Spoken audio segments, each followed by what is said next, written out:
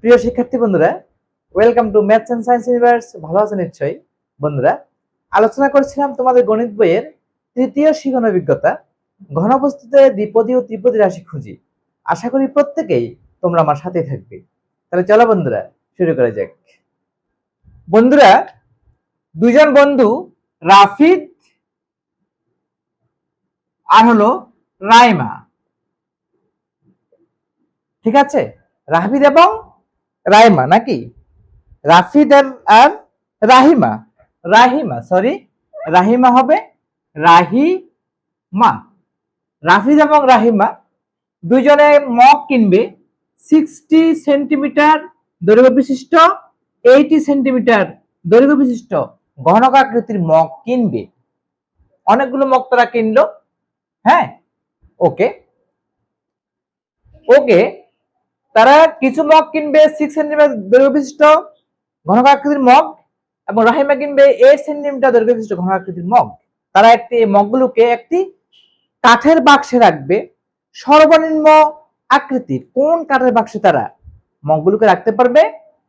তোমার রাফিদও রাখতে পারবে, রাহিমাও রাখতে পারবে, ঠিক আছে?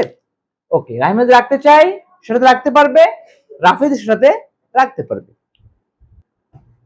ওকে, এখন দেখো, আমরা যদি 60 সেন্টিমিটারের গুণিতক লিখি, গুণিতক, এবং এটার গুণিতক লিখব, গুণিতক। গুণিতকগুলো কি কি হতে পারে সেটা লিখি আমরা।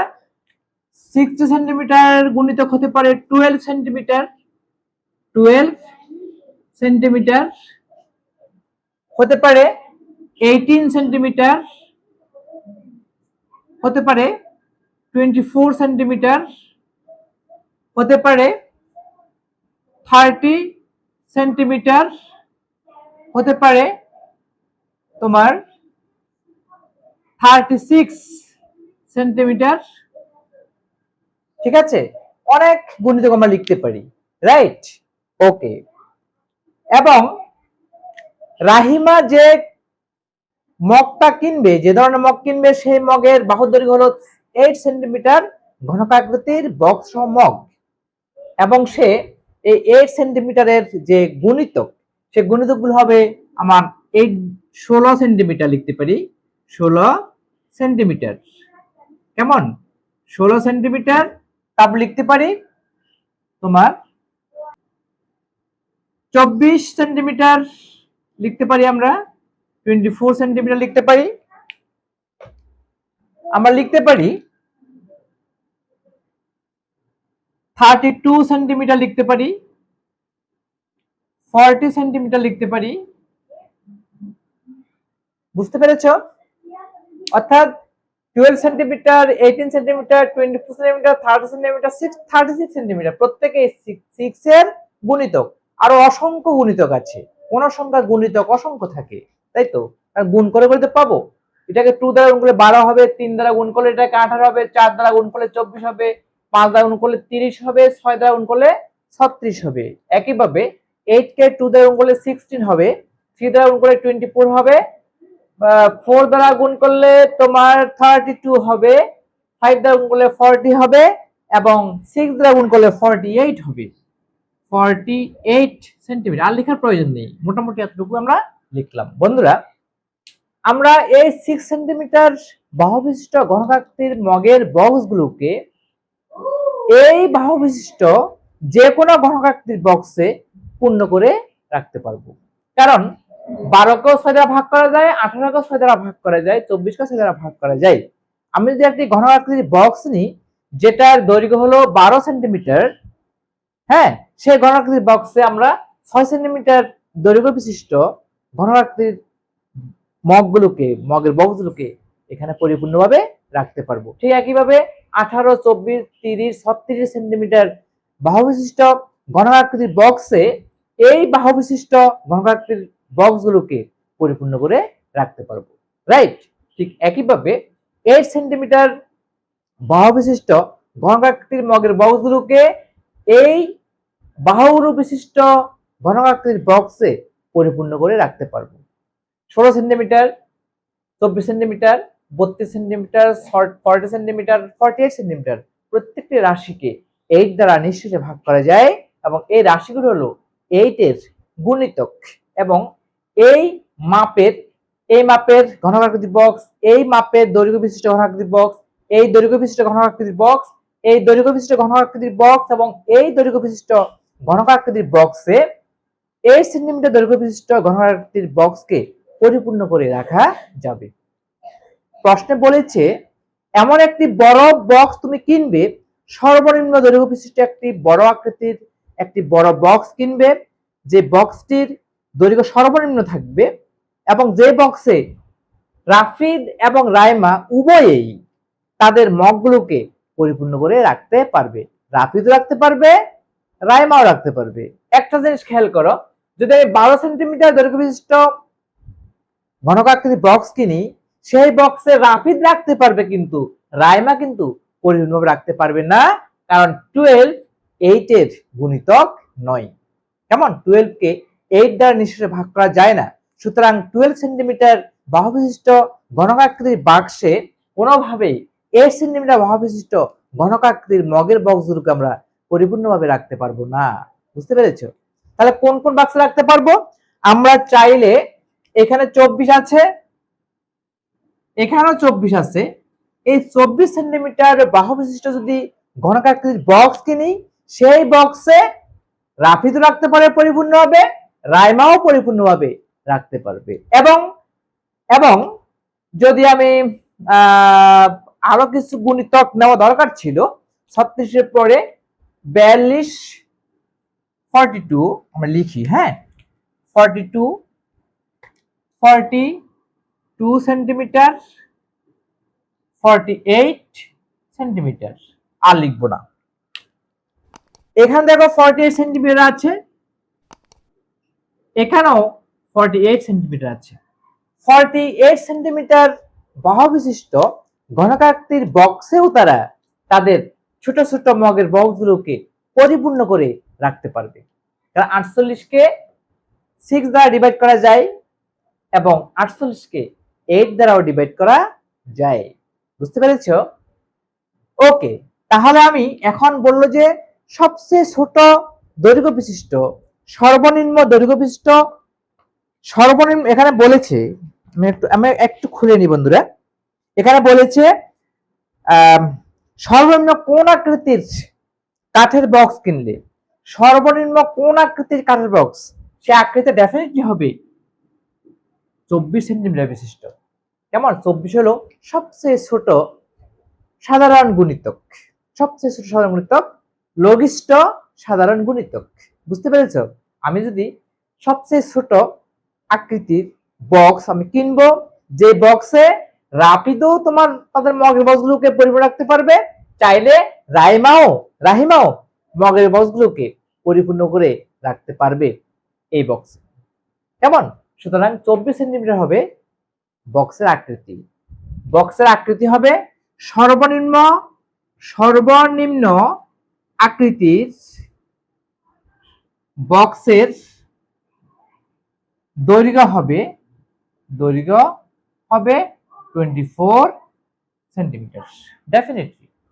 ঠিক আছে? তাহলে এখন 6 সেন্টিমিটার 8 সেন্টিমিটারের গসাগু, 6,8 এর লসাগু আমি পেলাম কত? 24।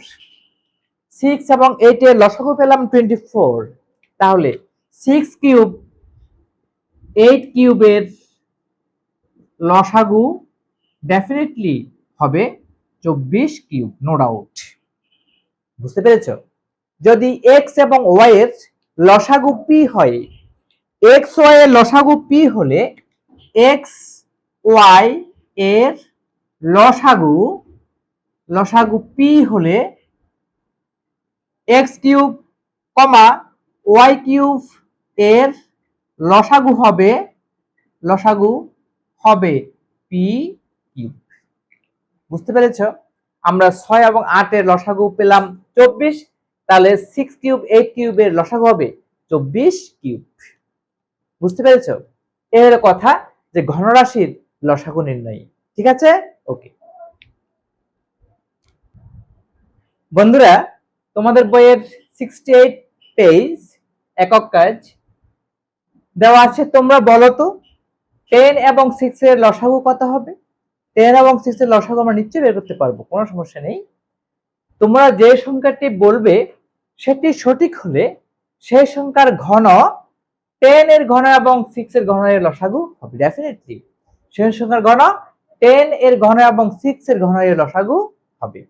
বন্ধুরা আমরা একটু দেখি 10 এর সমান লিখতে পারি 2 ইন্টু 5, 5 দুগুণে 10। 6 কে লিখতে পারি, 6 কে আমরা লিখতে পারি যে 2 ইন্টু 3, 3 দুগুণে 6, 5 দুগুণে 10 আমরা লিখতে পারি, রাইট? ওকে, তাহলে 10 এবং 6 এর লসাগু কত হবে? কমন শুধু 2ই আছে, সুতরাং লসাগু কি হবে? সরি, গসাগু কত হবে? 10 এবং 6 এর গসাগু কত হবে? কমন শুধু 2ই আছে, তাহলে বড় সাধারণ গুণিতক আর ছোট সাধারণ গুণিতক তো একটাই গুণিতক।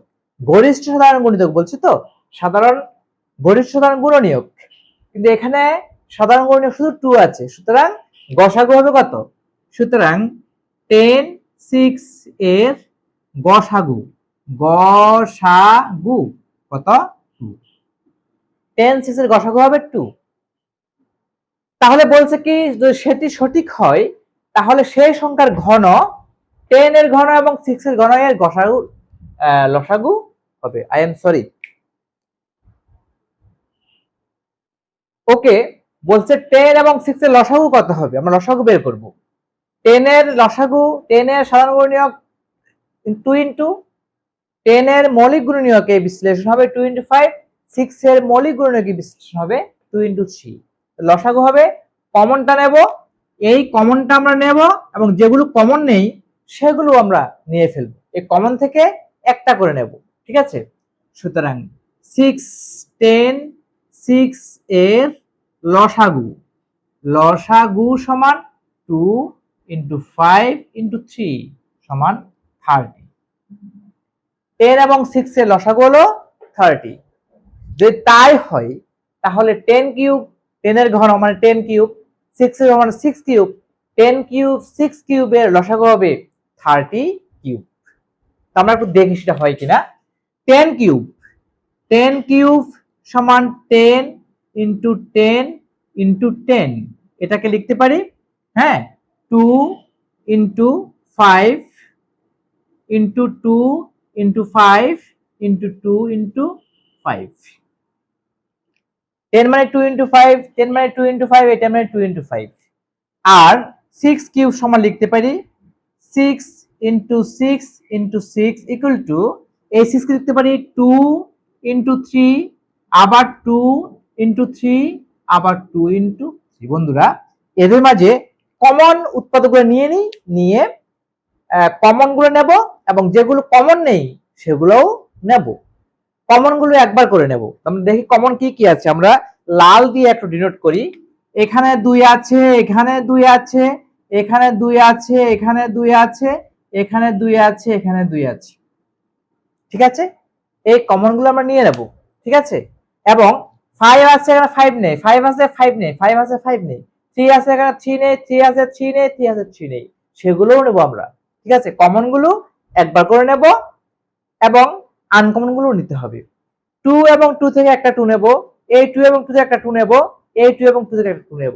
অথবা বলতে পারি 2 ইনটু 2 ইনটু 2 এখানেও আছে, 2 ইনটু 2 ইনটু 2 এখানেও আছে। কমনটা আমরা নিয়ে নিই, 2 ইনটু 2 ইনটু 2 নিয়ে নেব, ঠিক আছে?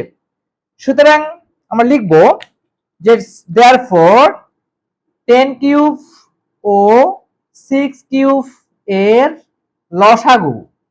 লসাগু সমান লিখব 2 into 2 into 2 into 5 into 5 into 5 into 3 into 3 into 3।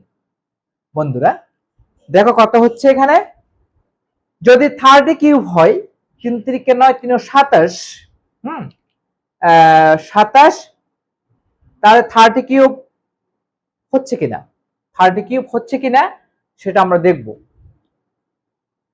2 into 2 into 2, 2 দুগুণে 4, 4 দুগুণে 8, 5 40, 40 কে যদি আমি 5 দ্বারা গুণ করি 45 200, 200 কে 5 দ্বারা গুণ করো, 200 কত 1000, 1000 3 4 27, 27000 কত হচ্ছে 27000 equal to 27000 equal to 10 30 30 cube.